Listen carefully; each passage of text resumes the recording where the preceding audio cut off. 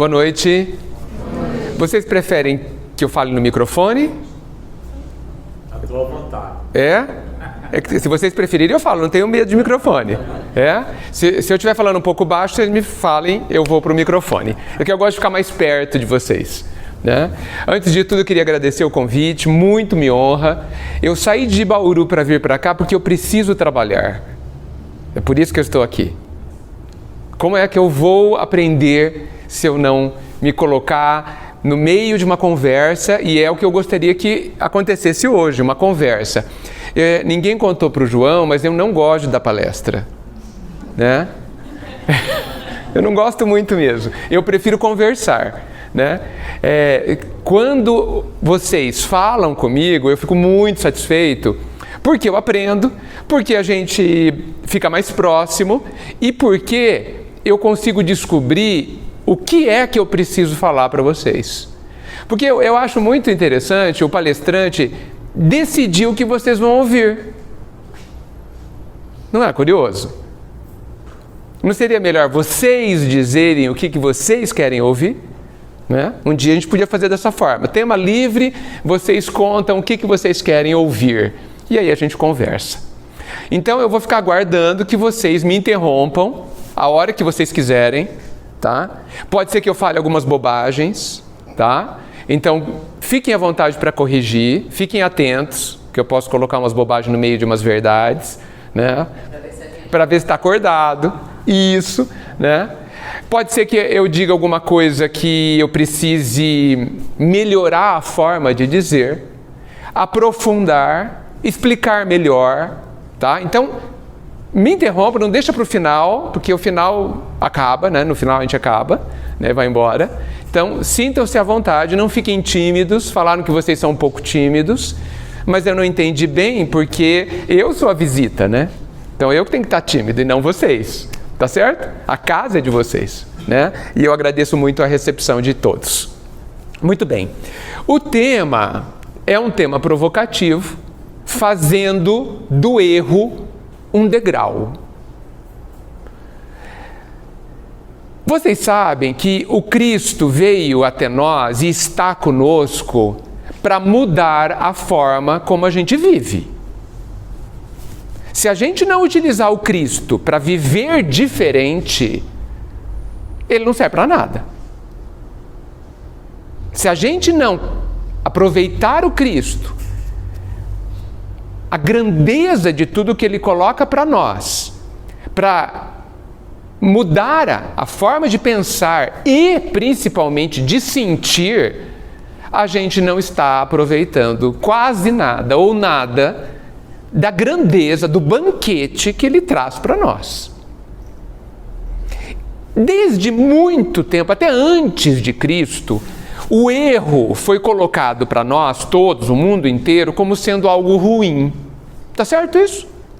A gente aprende, nós somos educados, nós educamos nossos filhos dizendo que não pode errar, que é feio errar. E isso faz que quando a gente erra, a gente se envergonha. A gente fala assim, não é que o papai ou a mamãe vai ficar muito triste. Não é assim que a gente fala? Então a gente cresce com medo de errar. E a gente transfere isso para Deus. A gente tem certeza que se a gente errar, se a gente ler o Evangelho e depois não cumprir, ele vai ficar chateado com a gente. Vai ficar triste, pelo menos, com a gente.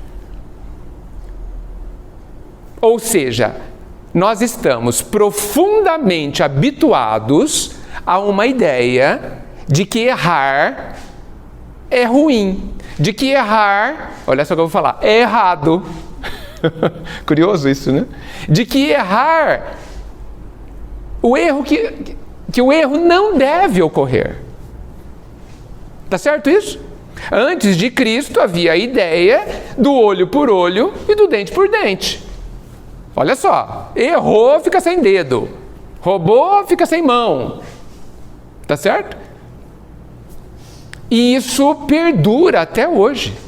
Mesmo com o Cristo nos dando outras ideias sobre isso, não de forma absolutamente clara, mas a gente pode deduzir que ele coloca uma coisa um pouco diferente ou muito diferente, e eu vou colocar aqui para vocês analisarem. A gente continua combatendo o erro. Não é o que a gente faz? A gente não quer errar. Aí eu faço a pergunta: a gente consegue não errar? Alguém consegue? De jeito nenhum. Olha só, foi uma resposta contundente. De jeito nenhum. Por mais que a gente queira, não é? E a gente fica muito bravo com a gente, que a gente faz um esforço danado para não errar, mas erra. O que será que isso quer dizer? A gente tem que ter consciência do erro que cometeu. Sim, sem dúvida. Procurar fazer o certo. Sem dúvida. Exatamente isso, concordo plenamente.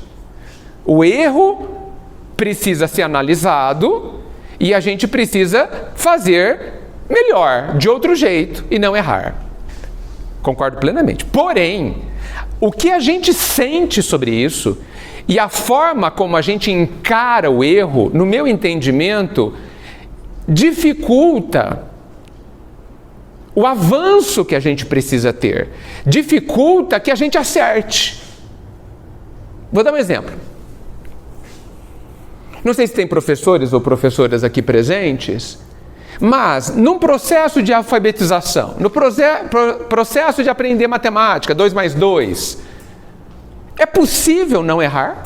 No processo de aprendizado, não é possível.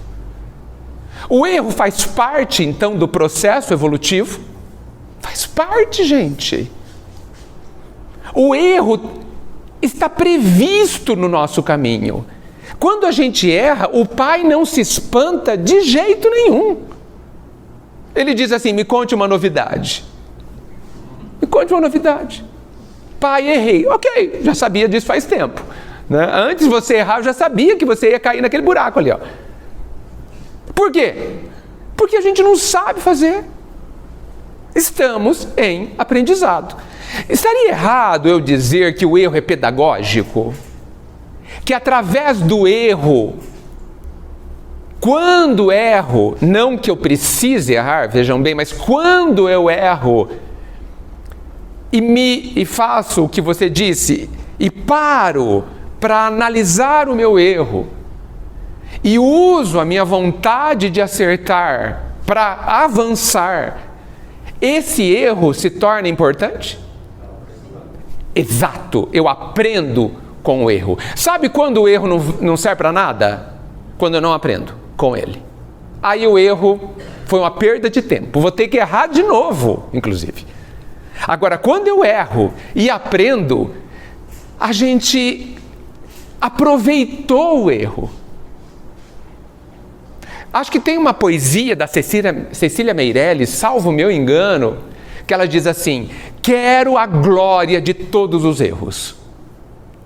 No meu entendimento, dentro dessa nossa conversa, entendo que ela quer dizer que ela quer aprender com o erro. Porque existe algo aproveitável no erro. Só que esse aproveitamento é uma escolha. Eu posso aproveitar ou não aproveitar. E infelizmente eu percebo, me corrijam, a gente tem optado em não aproveitar o erro. Sabe como? Se sentindo culpado. A gente adora se sentir culpado, não adora? Não é bom se sentir culpado, mas a gente se culpa. Você culpa? Então, a culpa, no meu entendimento, nos impede de aproveitar o erro. Porque, e eu falo de experiência própria, porque também me culpo, felizmente estou me culpando cada vez menos, porque eu quero parar de me culpar, eu quero só me arrepender. O que para mim é profundamente diferente. O culpado, aquele que se culpa, ele entende que ele errou. Só que ele passa mais tempo chorando que ele errou do que indo lá e arrumando o que ele aprontou. Para mim, o culpado é aquele que derramou o leite, senta do lado do leite derramado e chora. Chora que derramou o leite. Lamenta que derramou o leite. Fala que ele é o último dos seres, que ele não serve para nada, que ele é inferior, que ele é muito fraquinho mesmo, que ele não aprendeu. E fica lá chorando, anos, se martirizando, se chicoteando, mas não limpa o leite. Cômodo, né? Não é cômodo? Até porque ele é muito fraquinho, muito incompetente, muito vítima, muito errado. Então, nem limpar, ele entende que pode. Cômodo, né, gente? Se alguém limpar para ele, porque ele é muito fraquinho, vai ser ótimo. Porque ele é muito fraquinho. Ele não serve para nada mesmo. Né? Não é cômodo, gente? Será que por trás da culpa não tem muito orgulho? Será que a culpa surge porque nós não somos perfeitos? O erro mostra isso, como gostaríamos de ser? O culpado, o que ele faz? Olha para trás, para as bobagens que ele fez, para os leites derramados e lamenta. E se sente incapaz de fazer o certo. Quem se arrepende não age assim. A pessoa que se arrepende, derrama o leite, erra, chora porque derramou o leite, se arrepende, levanta e limpa o leite. E depois de limpar o leite, ele para e se esforça para descobrir por que ele derramou o leite. Por quê? Para que da próxima vez ele não derrame mais. Isso é aprendizado. Olha só que postura diferenciada é essa. Um fica lá e não faz nada. O outro chora, sofre, porque o sofrimento no erro me parece quase que inevitável. Mas ele não cultiva essa dor. Ele sente a dor porque ela é real, porque ela é frustrante. Descobrir-se incapaz de acertar naquele instante frustra a gente, mexe com o nosso orgulho, ok, choremos, mas vamos lá limpar o leite derramado, arregaça as mangas e vamos tentar aprender como é que a gente faz para não sentir aquela dor mais, para não errar novamente. E ele estuda-se para descobrir por que errou.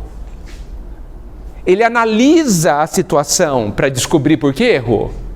E quando ele descobre, ele trabalha aquele ponto em si para não errar mais. Porém, ele sabe que só porque ele fez isso não será suficiente. Porque esse aprendizado é um aprendizado complexo, é um aprendizado longo. Nós estamos aprendendo a sermos felizes. Isso não é pouca coisa. Isso não é 2 mais 2. Isso é muito. Aprendemos a sermos felizes para sempre. Então, esse é um curso de longo prazo. Então, mesmo aquele que olha, que se analisa e que fala, eu vou mexer ali para da próxima vez não errar, ele vai errar. E vai errar centenas de vezes. Mas cada vez vai errar menos. Cada vez o seu erro será menos danoso. Por quê? Porque ele está arrumando a casa. Ele está diminuindo o impacto da sua ação negativa. Ele está aprendendo. É exatamente como a criança que você ensina a fazer o A redondinho, mas não sai redondinho. Mas cada vez que a criança exercita, o A sai mais redondinho. Até que depois de 3 cadernos de As, tá certo? O A é perfeito, é bonito, dá gosto de se ver. Mas podemos dizer que a criança errou 3 cadernos. O que não é exatamente verdade, não é um erro. Porque somos nós que decidimos como é que a gente olha as nossas ações. É muito curioso a gente pensar que a criança, quando ela faz um A imperfeito, mas ainda um A, ela não erra. Ninguém fala que ela errou, fala que ela precisa melhorar. E por que quando a gente erra, quando a gente não perdoa, a gente não fala pra gente que a gente apenas precisa aprender a melhorar? Porque aprender a escrever a letra A e perdoar é a mesma coisa. Ambos são aprendizados. E ambos precisam da mesma técnica. Qual é a técnica? Exercitar. 1000 vezes. Quanto for necessário. Por isso que Jesus, já nos dando a dica, deixou claro: mestre, quantas vezes eu preciso perdoar?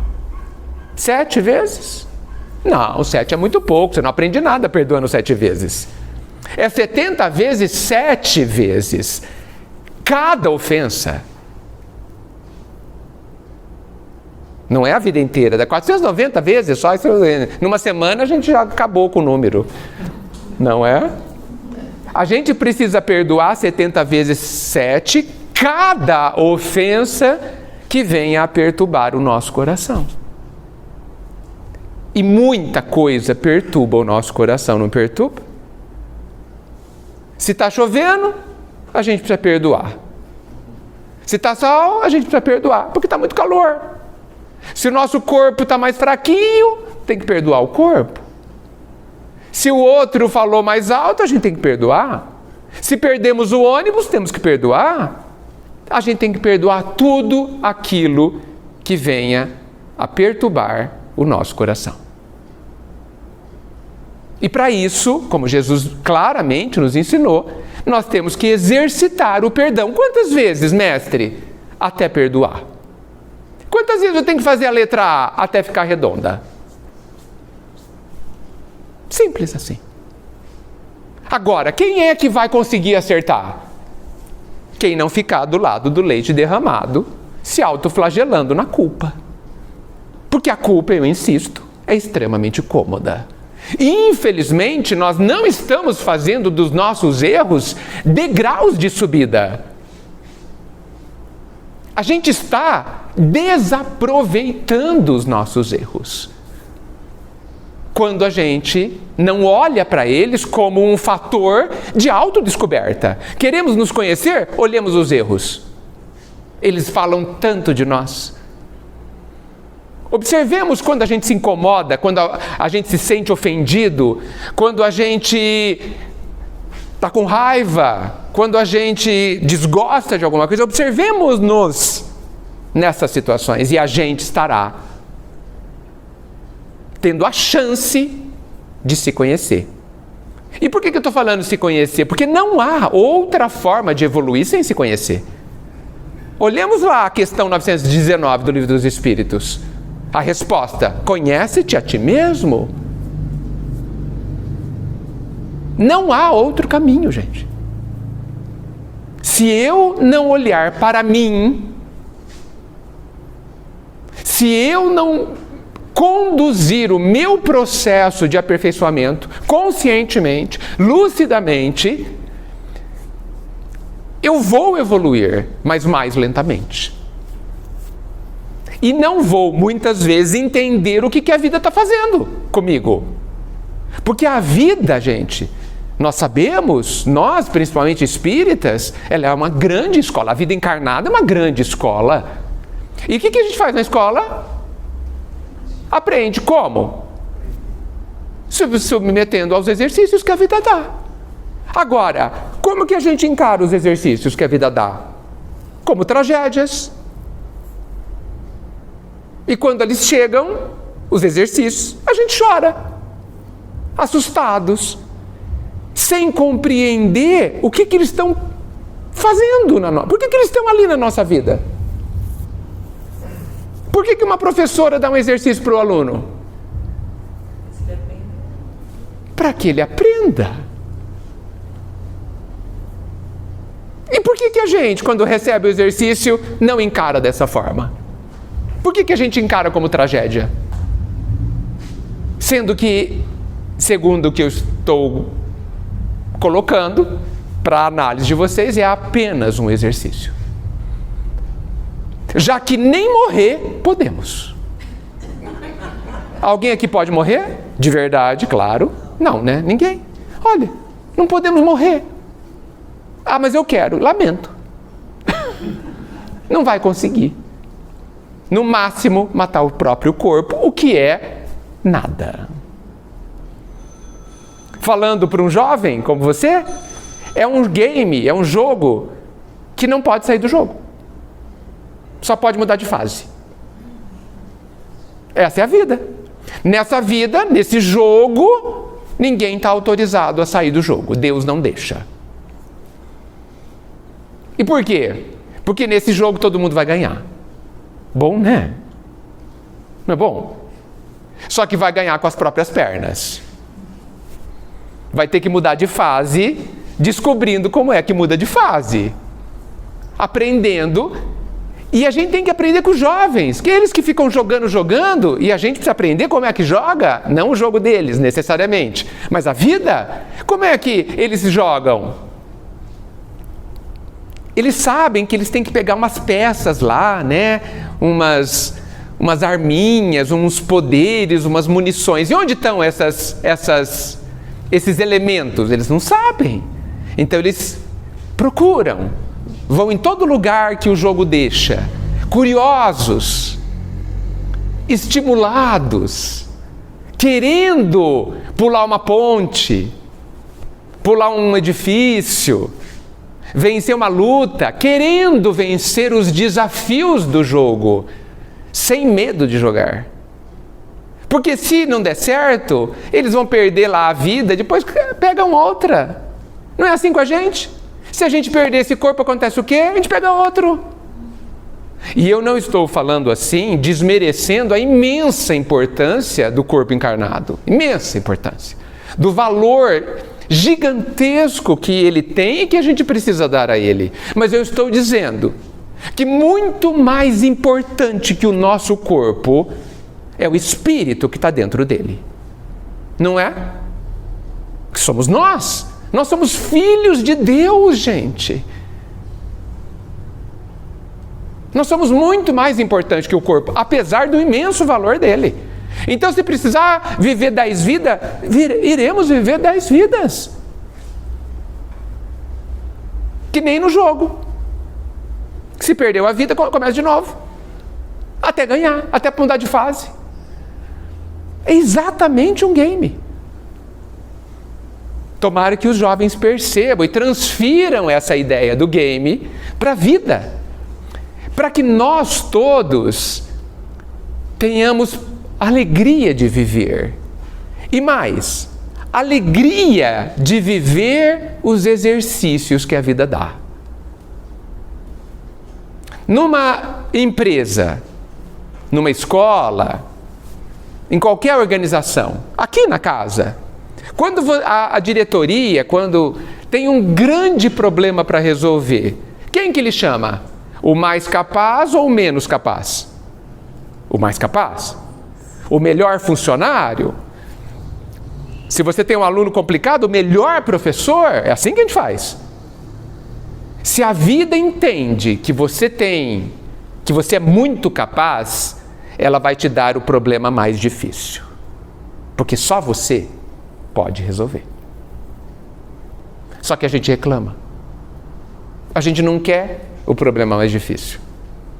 A gente está se esquecendo de perceber que os exercícios que a vida nos dá nos beneficiam. Porque através deles é que nós conquistaremos o que todo mundo quer, que é a paz íntima, que é a serenidade interior que nós buscamos desesperadamente, mesmo que muitas vezes a gente nem perceba que é isso que a gente busca. Então eu entendo que nós precisamos fazer dos nossos erros os degraus da nossa subida. Subida para onde? Para a felicidade. Que felicidade? A paz interior. A confiança profunda em Deus e em nós também. Dentro da nossa capacidade. Dentro do que a gente já compreende. Porque se nós precisamos confiar no Pai, é imperioso que a gente confie também em nós, como filhos deles. Que guardamos dentro de nós todas as capacidades de sermos felizes, de aprendermos tudo o que a vida nos propõe. Os erros não são maus, não são os vilões da nossa vida. Nós não somos inferiores só porque a gente erra. Nós somos inferiores quando a gente não aproveita o erro. Quando a gente não entende o que está acontecendo nas nossas vidas. Ah, eu errei. O que Jesus disse a quem errou? Vai. A gente sempre presta atenção no não peques mais. Vocês perceberam? Quem é que presta atenção no vai? Porque não adianta não pecar mais, só. Tem que ir. Ir quer dizer o quê? Prossiga. Viva de novo. Exercite. Viva a vida. Como? Procurando não errar mais. Mas você não vai conseguir não errar mais amanhã. Não vai. O A não vai sair redondinho na segunda vez, nem na terceira, nem na milésima.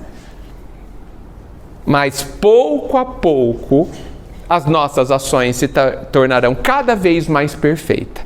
Eu tenho um amigo que ele falou um dia para mim, há muitos anos, ele falou assim: Edgar, quando eu me magoo com alguém, eu fico 2 anos magoado. Falei, nossa, quanto tempo! Mas eu já melhorei muito. Falei, agora eu só fico 1 ano. Melhorou 50%, gente. A minha meta, ele disse, agora é só ficar magoado 6 meses.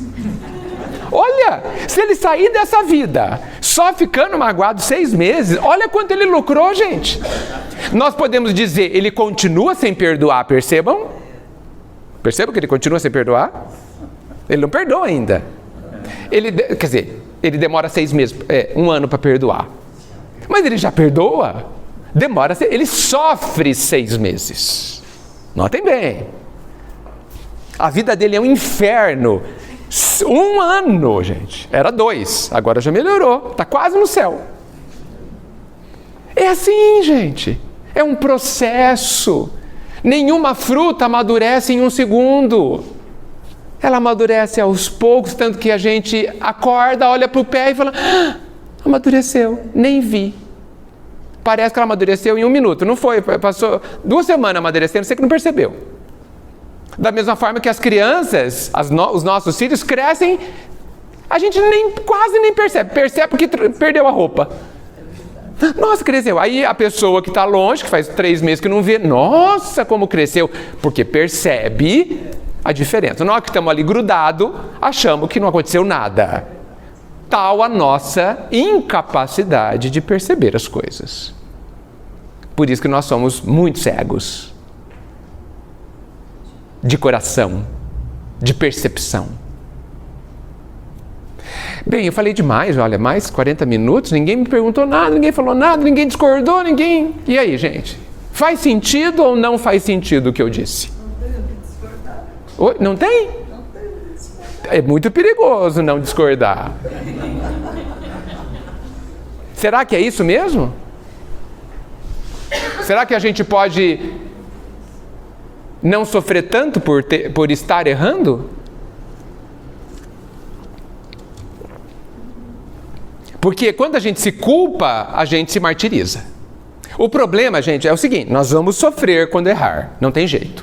O problema é quanto tempo a gente sofre. Existem culpas que têm 10 anos, 20 anos, 30 anos. Não é razoável. Não é razoável. Não é razoável. Por quê? Para que serve a dor, gente? A dor, ela tem um objetivo muito claro, inclusive. Vamos pegar a dor física. Então, eu acordo e estou percebendo que está doendo o meu joelho. O que a dor está me dizendo?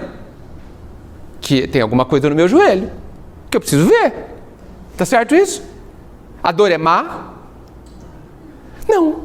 Se ela não falar nada, eu estrupio o meu joelho de vez. Aí estraga tudo, não consigo nem andar. Mas ela fala, olha, dá uma olhadinha, porque daqui a pouco nem andar você consegue. Aí eu vou no médico, vou no fisioterapeuta, eu vou cuidar, eu paro o que eu estou fazendo e dou atenção ao ponto que dói. É para isso que serve a dor. A dor é um alarme. A dor é um alarme falando assim, olha, tem alguma coisa errada ali, dá uma olhada. É só isso. Ela não é má. Aí dói uma coisa dentro do meu coração, psicologicamente, moralmente falando. Por exemplo, alguém falou uma coisa e eu me ofendi.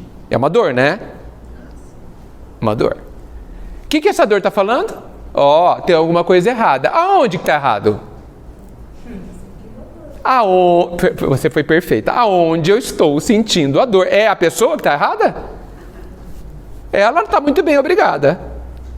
Aonde está doendo? Aqui. Aonde que eu tenho que cuidar? Daqui. O outro não tem nada a ver com isso, gente.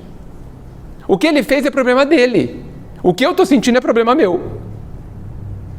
E a gente perde um tempo danado, perde a vida, querendo bater no outro. Falando que o outro acabou com a minha vida, o outro... Mais fácil, né? Sem dúvida. E a culpa no outro do que se... É mais fácil, mas não tira a dor. Isso que é curioso. É mais fácil, é uma fuga, mas é uma grande, imensa ilusão. Sim, e a gente perpetua o sofrimento. Por isso que às vezes eu acho que a gente adora sofrer. Porque não é possível alguém ficar tanto tempo sofrendo sem querer que a dor pare. Porque não sabe que a dor vai parar, não é? Será? Será que o Cristo já não nos disse? Quem me seguir encontrará a paz. Como é seguir o Cristo? É ir na igreja? É vir aqui? De jeito nenhum. Seguir o Cristo é entender o caminho que Ele está propondo, e o caminho que Ele está propondo é: vamos mudar a forma de pensar, de sentir e de agir? Esse é o caminho do Cristo. Eu insisto, se a gente está junto do Cristo e nada mudou na nossa vida, nós não estamos junto dele. Nós estamos brincando. Nós não estamos levando esse caminho a sério. Podemos fazer assim? Podemos, a gente pode fazer qualquer coisa. Somos livres. Mas tudo tem consequência. Nós, gente, a maioria de nós, e evidentemente eu me incluo, nós somos aquelas pessoas que estamos morrendo de fome. Desesperadamente morrendo de fome. Do lado do banquete. Ao nosso alcance. O banquete está servido. A mesa está posta. Mas a gente continua do lado dela. Grudado nela, olhando para ela. Esfomeado. Sofrendo imensamente a fome da paz que a gente busca desesperadamente. Não é por falta de alimento. Não é. Porque a gente não quer mudar. A gente é muito duro. Parte disso é porque a gente tem medo. Mas a gente vai se convencer que esse medo não serve para nada. Que é melhor eu dar um passo, é melhor eu saltar, é melhor eu arriscar, mudar, do que continuar sofrendo por tanto tempo. Eu gostaria, às vezes eu torço para que a gente fique exausto de sofrer. Sabe, exausto? Quando você não aguenta mais sofrer. Não aguenta mais sofrer, não quer de jeito nenhum. Essa é uma hora ótima. Eu gosto de falar que eu adoro o fundo do poço. Porque dali só melhora. E eu lamento que a gente demora muito para chegar no fundo do poço. Porque enquanto a gente não chega lá, a gente sofre. A gente resiste. A gente negocia com o Pai. Negocia com a própria consciência. Não adianta nada. Mas a gente tenta. Mas quando a gente chega no fundo do poço, quando a gente fala, não aguento mais, essa é uma hora luminosa. Luminosa. Não foi o que aconteceu com o André Luiz, lá no comecinho do livro Nosso Lar, quando ele ficou 8 anos no umbral? O que aconteceu ali no finalzinho da parte dele no umbral? Ele não estava aguentando mais. E aí ele orou direito. E aí o Clarencio apareceu. O Clarencio falou assim, nossa, como você demorou, né, para orar. Eu estava aqui faz 8 anos que eu estou te esperando. Só faltou o Clarencio falar isso. Porque a gente não pode pensar que André Luiz precisava ficar 8 anos no umbral. Ele não precisava. Por que ele ficou? Porque ele não tinha entendido. O que ele tinha que fazer? Ele continuava querendo viver as ilusões que ele colocou na própria mente. No começo ele orava quase mandando em Deus, exigindo que Deus o salvasse. Afinal, você serve para quê? Não é para nos salvar? Então me salve logo. Ele não falou dessa forma, mas faltou pouco. Quando ele se colocou no seu lugar adequado, que não é inferior não, hein? É apenas de humilde, é apenas de respeito verdadeiro ao nosso Pai. E aí a gente pediu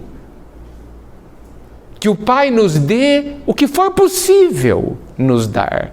Que Ele nos dê não o que eu quero que Ele me dê, mas o que eu preciso, porque o que eu preciso Ele vai me dar. Não podemos ter dúvida disso. Está lá o Salmo 23 dizendo isso 500 anos antes do Cristo. Nada me faltará. O que não vai me faltar? Tudo que eu preciso. E vai me faltar o quê? Tudo que eu não preciso. Aquele monte de coisa que a gente pede, que a gente não precisa, isso vai faltar. Ótimo. Que falte logo. Para a gente descobrir, a usar, a aproveitar o que eu preciso. Então, quando André Luiz orou, abriu-se, ele teve acesso ao amparo. O amparo estava lá faz 8 anos, esperando por ele. Quando a gente ora assim, ai Deus me ampare, ele fala assim, já estou aqui faz tempo. E? O que você vai fazer com o meu amparo que está aí? Ah, mas esse eu não quero. Então é esse que tem. Porque nós somos assim. Nós temos pessoas que nos amam, mas a gente não quer aquela pessoa que não quer a outra. A tal pessoa não veio aqui cuidar de mim, mas tem essa não serve. Somos exigentes. A gente não analisar. Exato. Então, mas eu acho que antes de cometer o ato, tem que analisar antes, né? Levar sempre em consciência aquilo que é errado. O Senhor diz para todo mundo ouvir que a gente precisa analisar antes de agir, não é? Eu vou contar uma historinha aqui. É uma história. A professora levantou, falou para os alunos, todos ficam de pé. Todos ficaram de pé. Aí ela falou, quem se considera burro, fica de pé. Aí todos sentou. Aí um menino de 8 anos levantou, ela falou, Joãozinho, você se considera burro? Ele falou, não, eu vou fazer companhia para a senhora. Ele levou um castigo? Não. Não, aí ela chamou ele na diretoria, mas ele falou, professora, você estava de pé? Olha, que bondoso. Ele não foi bondoso? Foi bondoso. Foi bondoso. Ótima história, adorei. Analisou o que ela estava... Exatamente. O senhor deu um ótimo exemplo. Ela não analisou, ela não se deu conta do que ela estava fazendo. Ela estava falando uma coisa e fazendo outra. É a nossa cara. O exemplo do senhor foi perfeito. A gente, na maioria das vezes, só faz assim. A gente fala uma coisa e faz outra. E reclama ainda, quando não nos entendem. As crianças são muito boas nisso, como está na história, né? Porque as crianças enxergam a realidade. Por isso que Jesus disse, deixai vir a minhas criancinhas. Não, ele não estava se referindo às criancinhas do físico. Ele estava se referindo às crianças puras, às almas puras. Que são almas puras? Evoluídas? Não necessariamente, mas aquelas que não se iludem, aquelas que analisam, aquelas que não sabem muitas coisas às vezes, mas que pensam.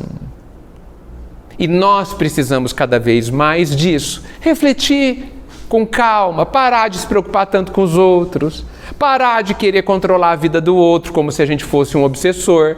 Nós somos. E, parar de, inclusive, ter medo dos obsessores desencarnados, porque eles têm medo da gente. Não sei se vocês já perceberam.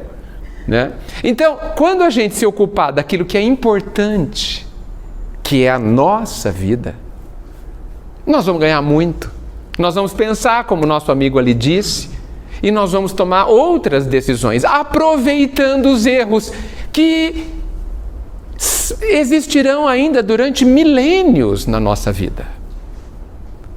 Cada vez mais sutis, possivelmente, mas cada vez mais os erros vão diminuindo, cada vez mais nós vamos acertando. Como o meu amigo,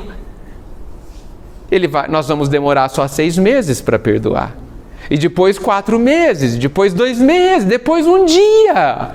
Quando for 1 dia vai ser bom, né? 1 dia, e daqui a pouco nem se ofendi. Como Jesus age.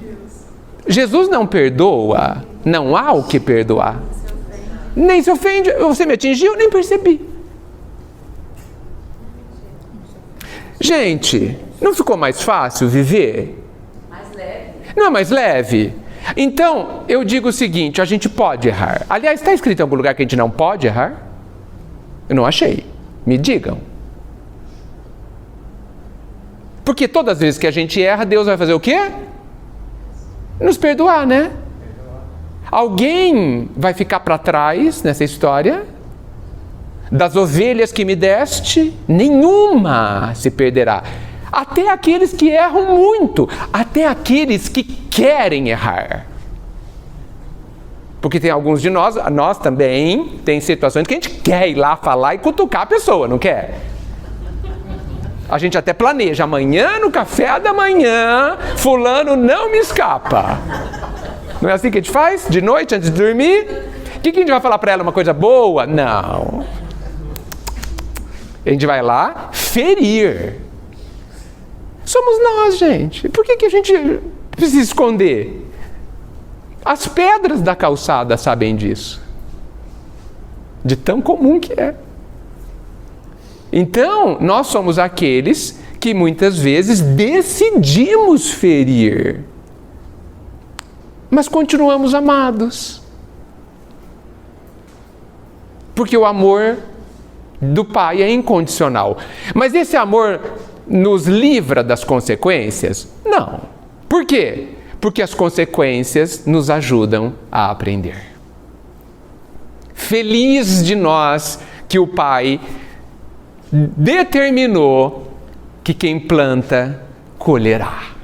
Que sabedoria é essa? Maravilhosa. Porque da colheita eu avalio se valeu a pena ou não. E como muitas vezes não vale a pena, eu decido plantar outras coisas. E cada vez eu vou plantar coisas melhores. Aprendendo com o erro. Num processo e não numa ruptura. Por isso que eu insisto. Os erros são os degraus de uma longa escada que vai nos levar para cima. Eu esqueci de dizer que essa escada é para cima, não é para baixo. É importante. Para cima. Ah, mas eu sou obrigado a errar? Não, não é obrigado a errar. Quanto mais a gente pensar, quanto mais a gente refletir, quanto mais a gente se esforçar no autoconhecimento, no conhecer o que está acontecendo dentro de mim, conhecer por que eu quero sentir aquilo, por que eu penso dessa forma, enfim, me conhecendo, é um processo. Eu vou evitar erros. Eu posso aprender olhando o erro do outro. Ai, fulano fez tal coisa, não vou fazer isso, não.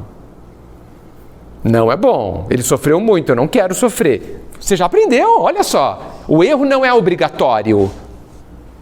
O erro é um caminho. Por isso que o amor cobre a multidão de pecados. Porque aprender a ser feliz é igual a aprender a amar. Vamos tentar, gente? Infinitamente, sem descanso, todas as horas. A proposta do Cristo é: diante de todas as circunstâncias, pare e pensa. Por que doeu ali? Que nome tem essa dor? Dê nome, não tenha medo.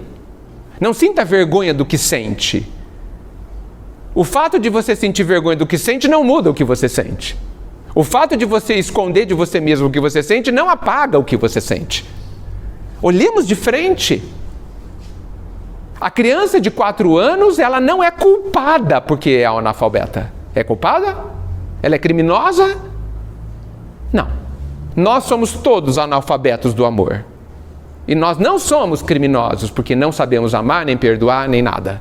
Não somos. Somos aprendizes, estamos no meio da escola. Nós podemos errar. Dentro da escola pode errar? Pode. Eu gosto de falar que se você é um estudante de engenharia civil, você faz cálculo para construir uma ponte. Enquanto você está fazendo faculdade, a ponte pode cair. Porque ela é só no papel. A hora que você se formou, não pode cair mais. Porque ali, na escola, tem professor para corrigir. Você está aprendendo. O professor vai falar: olha, caiu por causa disso. Descubra porque caiu a ponte. E aí você descobre como fazer pontes firmes. Depois que formou, não pode cair mais. Jesus já se formou, ele não pode mais errar. Tanto que ele não erra. Mas nós vamos errar. Nós podemos errar. O que nós não podemos, entre aspas, é não aproveitar o erro. Então vamos pegar os nossos erros, olhá-los com carinho e falar: vamos ver o que eu posso aprender com isso tudo. Sem mimimi, sem ficar chorando. Errei, acabou, limpo o leite, vamos para frente. Temos mais coisas para fazer, mais vida para viver. Mas alegrias, porque o aprendizado pode ser alegre também. O aprendizado pode ser leve, por mais que ele seja exigente, por mais que ele exija muito esforço. 10 horas de estudo para conseguir passar no vestibular todos os dias durante 1 ou 2 anos. Muito esforço. Mas todo grande esforço merece um grande prêmio. E é assim que a vida dá, porque o Pai paga à vista e cobra a prazo. Esse é um pai. Vamos em frente assim?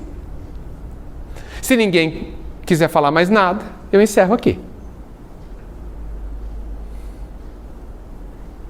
Tem muito o que falar, mas a gente não está aqui para falar, está aqui para ouvir. Ah, que pena! Mas eu agradeço o Senhor porque o Senhor falou. Eu agradeço ao Senhor porque o Senhor falou. Isso, obrigado. Isso é muito importante, ajuda muito a gente. Contribui com todo mundo, inclusive. Né? E a gente, antes de plantar semente, tem que preparar a terra. Tem. Mas muita gente aqui já preparou muita terra, hein? Meu querido, Oi. eu sou deficiente visual, mas eu estudei muito espiritismo. Eu sou médium desde a idade de 9 anos. Que beleza. Isso, e continuo trabalhando. Acredito. Tá se vendo. O senhor trabalhou muito hoje. Se eu trabalhei? Não, eu estou afirmando. Profissional? Não, aqui hoje. É. Enquanto o senhor está aqui sentado, o senhor trabalhou muito. Obrigado. E eu vim aqui porque eu frequentei essa casa há 32 anos e eu vim matar a saudade. Que beleza. Aposto que muitos ficaram satisfeitos com a sua vida. Eu fiquei. Prazer em conhecê-lo. Eu fico muito grato de ouvir você. Muito obrigado. Eu também. Gente, muito obrigado por tudo, pela paciência de vocês, pela oportunidade que vocês me deram. E eu torço muito que vocês fiquem exaustos logo. Exaustos de vivermos como vivemos, de um jeito velho, de um jeito antigo, e a gente passe a viver de um jeito novo, de um jeito que Jesus nos ensina a viver. Que a gente fique exausto logo. Muito obrigado.